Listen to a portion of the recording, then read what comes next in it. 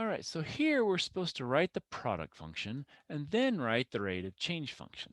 All right, well, our product function, let's call it p of x. I don't know, it doesn't matter really what it is. Or we could just say it's g dot h of x is equal to 4x squared minus 25 times 20 minus 7 ln of x. So that is our product function.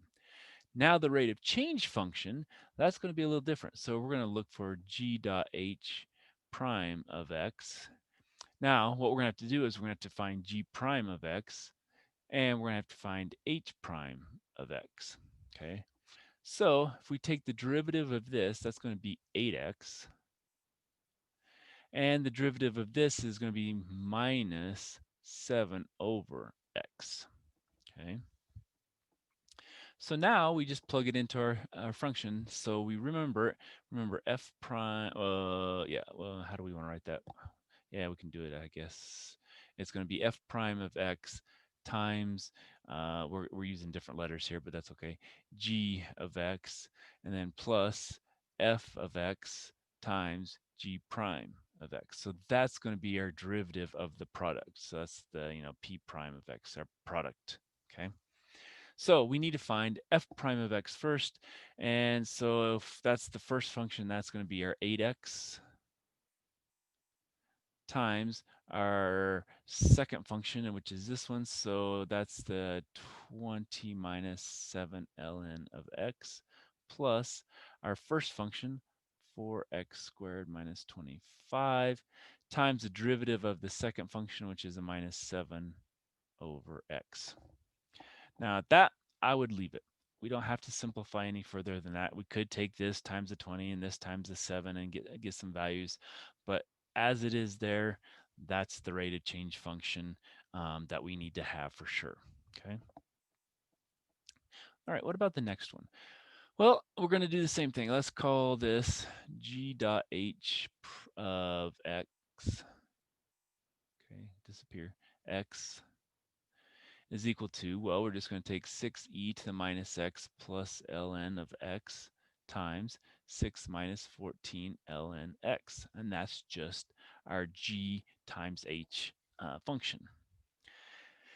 All right, so now what are we going to do? Well, now we have to take those derivatives. So we need to take g prime of x and h prime of x. So g prime of x is going to be, well, this is nice because that's going to just give us a value of negative, uh, um, well, we'll just do it here.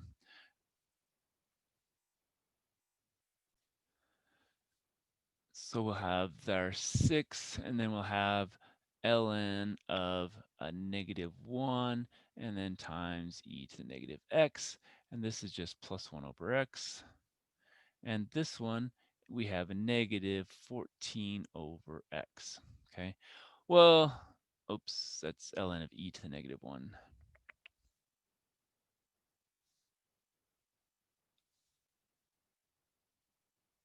Okay. All right, so ln of e to the negative 1, bring that negative 1 down, and so we're actually just going to have a negative 6e to the negative x here. So this is really negative 6e to the negative x plus 1 over x. Oh, then, well, I'm just leaving out all kinds of stuff here. Let's just erase it, and we'll just do it as we kind of do it here. Let's see.